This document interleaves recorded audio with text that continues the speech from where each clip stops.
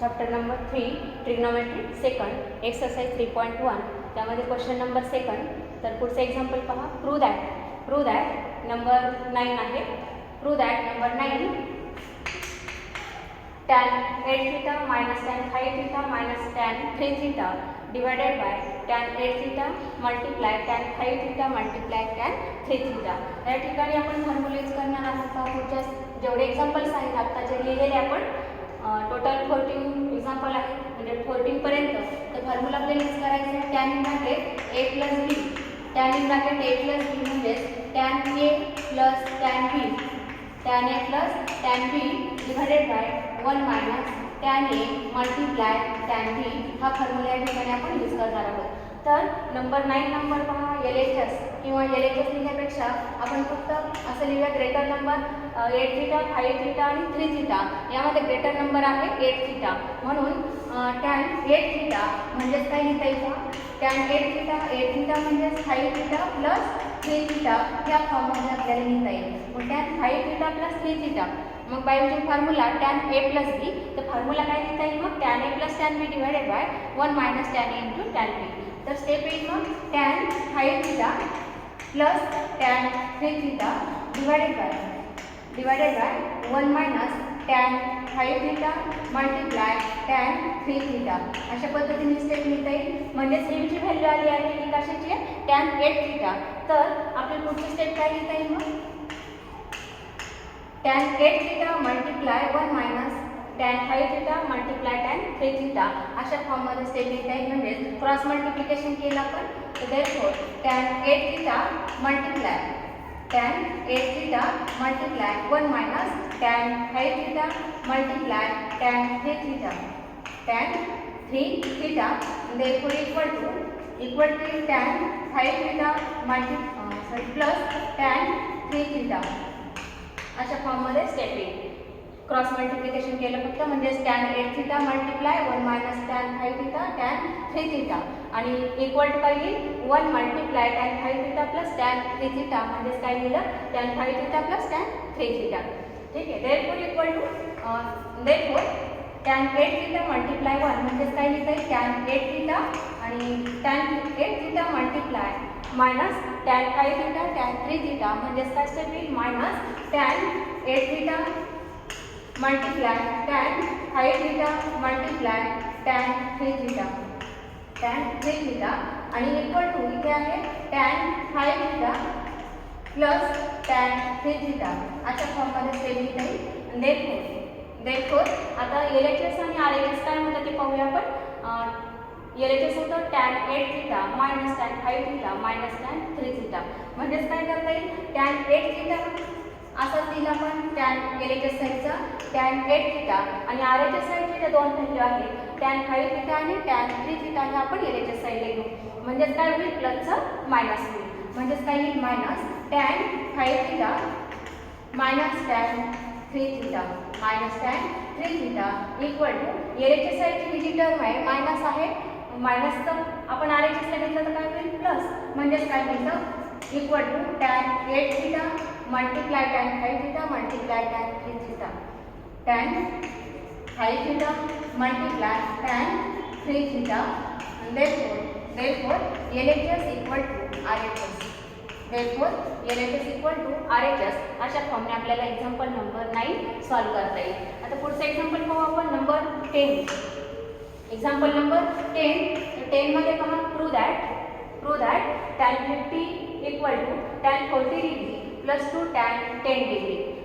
Therefore आता इथे greater number 50, 40 आणि 10 यामध्ये ग्रेटर नंबर 50 आहे, म्हणून अशा पद्धतीने कन्वर्शन करू आपण. 50 डिग्री म्हणजेच tan in bracket 40 degree plus 10 degree म्हणजे हा जो अँगल आहे 50 डिग्री याचा आपण कंपोजिट अँगलमध्ये कन्वर्शन केलेलं आहे.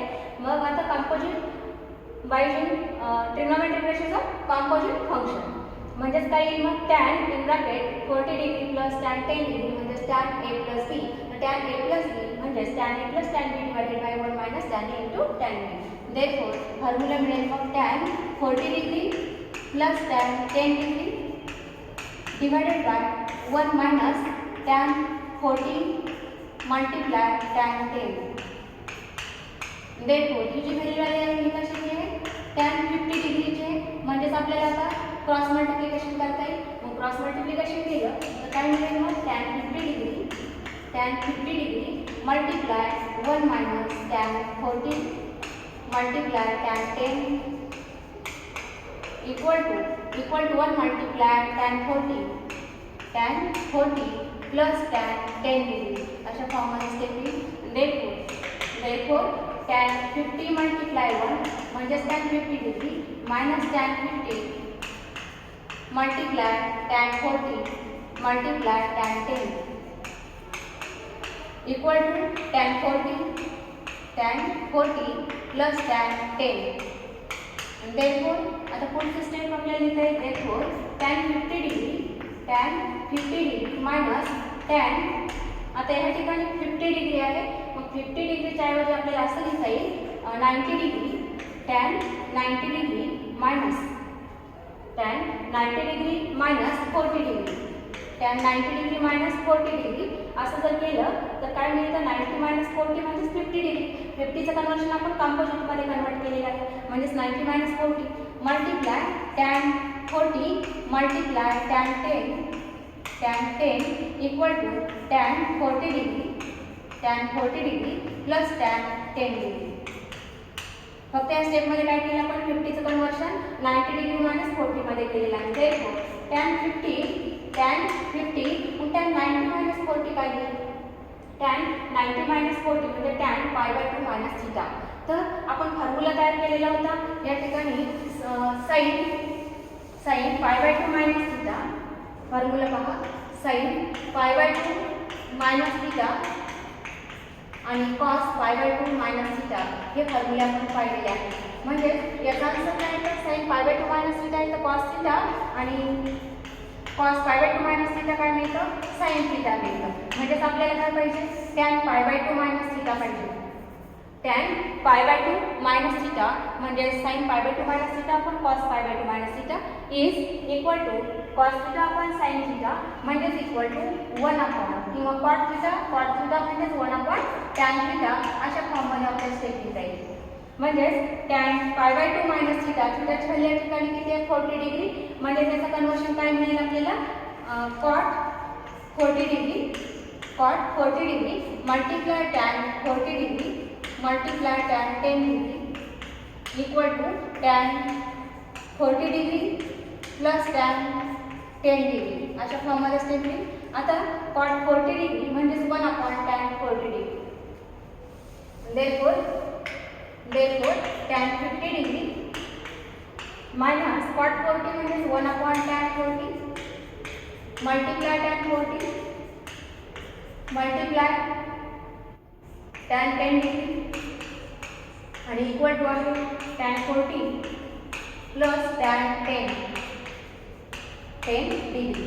देरफोर tan 50 डिग्री इथे tan 40 कॅन्सल होतील.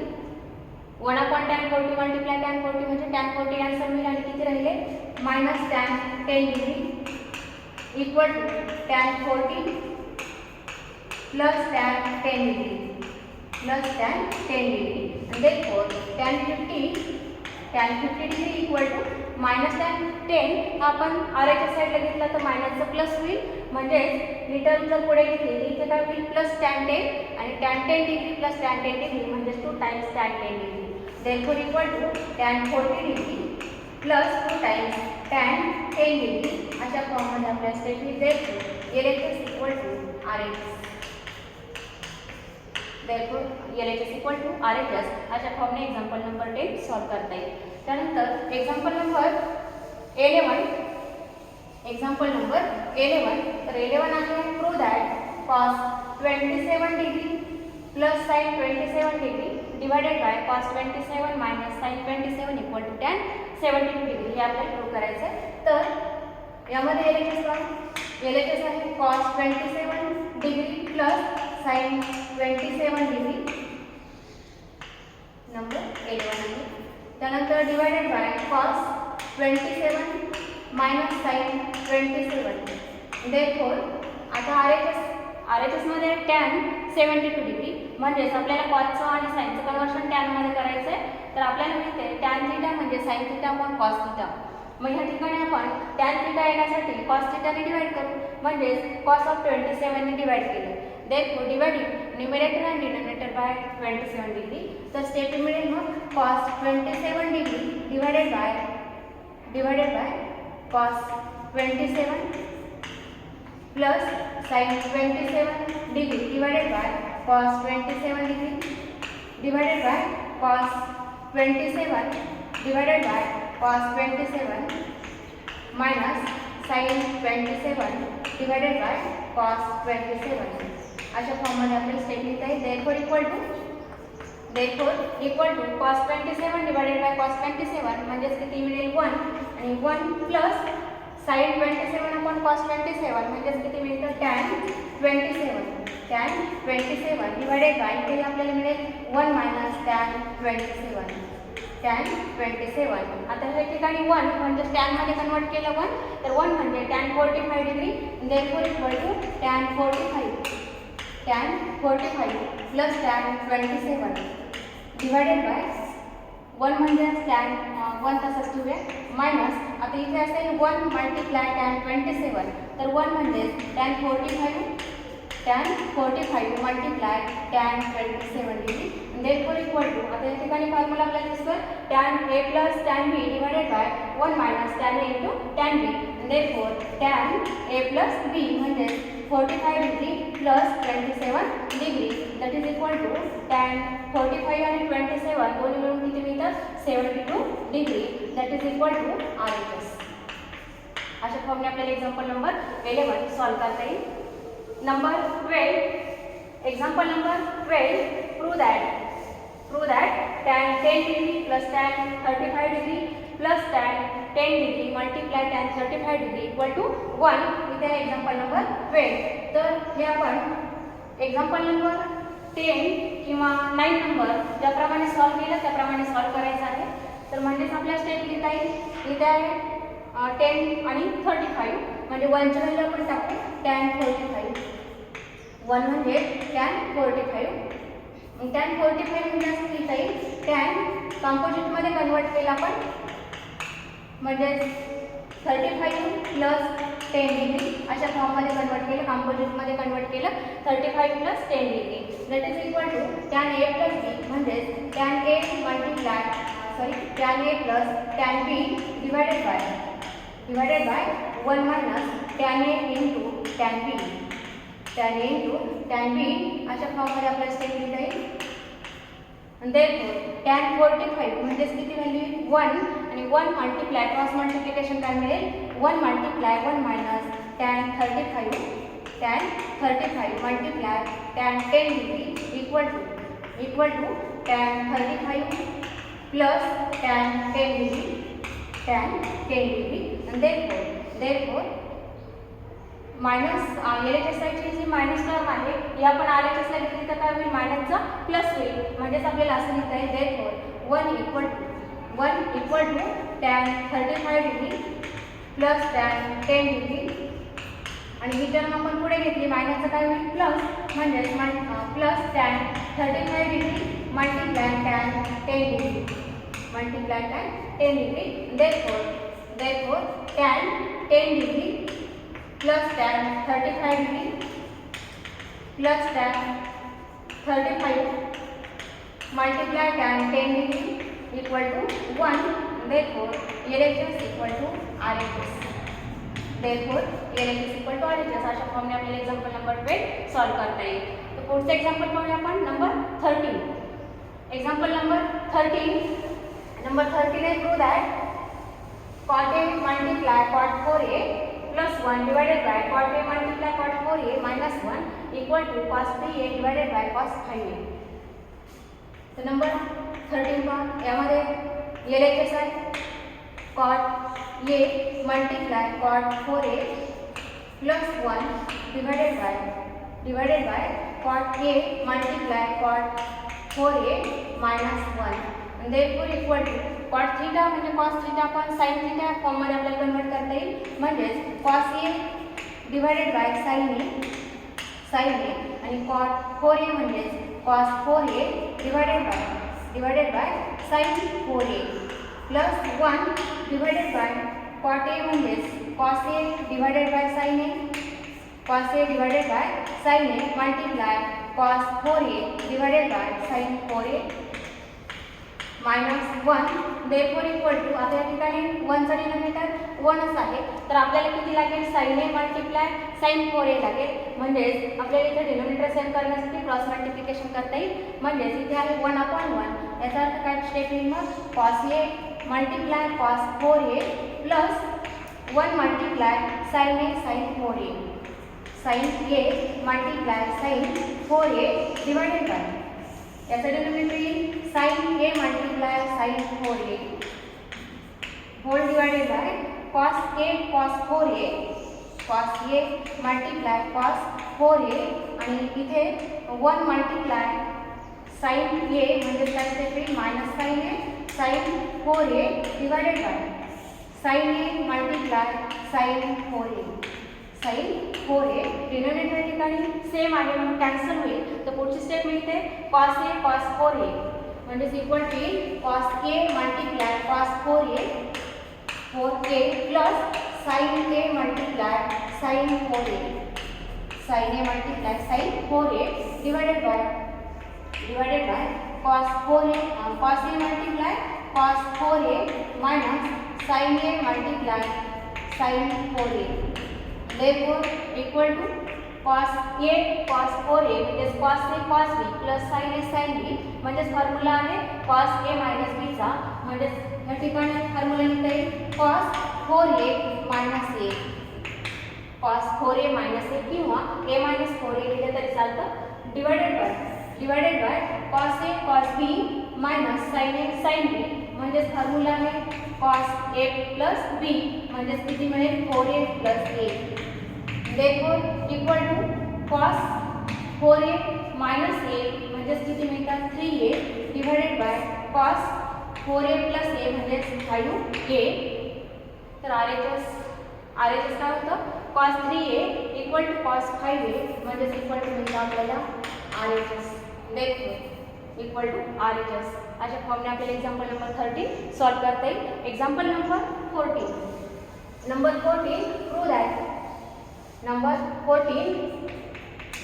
prove that cos 15 minus cos 15 minus sin 15 divided by cos 15 plus sin 15 equal to 1 upon square root of 3.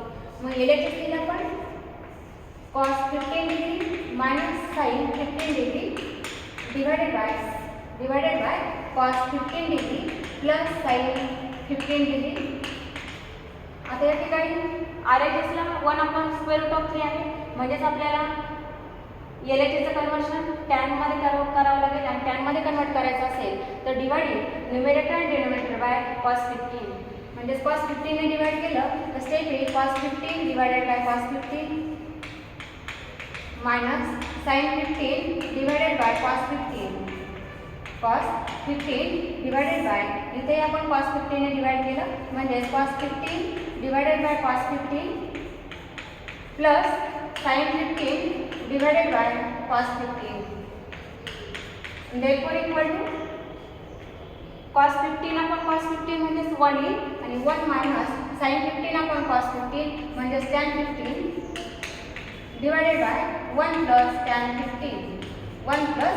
15 degree आता 1 म्हणजे tan मध्ये कन्वर्ट केली व्हॅल्यू 1 म्हणजे tan 45 आणि इथे असेल 1 मल्टिप्लाय tan 15 डिग्री तर 1 म्हणजे आपण म्हणू शकतो tan 45 डिग्री 1 म्हणजे tan 45 minus tan 15 degree divided by 1 plus 1 इथे आहे 1 म्हणजे tan 45 मल्टिप्लाय tan 15 डिग्री आता इथे फॉर्म्युला पहा tan a minus tan b divided by 1 plus tan a into tan b म्हणजे फॉर्म्युला आहे tan in bracket a minus b therefore equal to tan in bracket 45 minus 15 degree 45 minus 15 degree म्हणजे answer येईल tan 30 degree आणि tan 30 ची value आहे 1 upon square root of 3 therefore equal to RHS या फॉर्मने आपल्याला example number 14 solve करता येईल.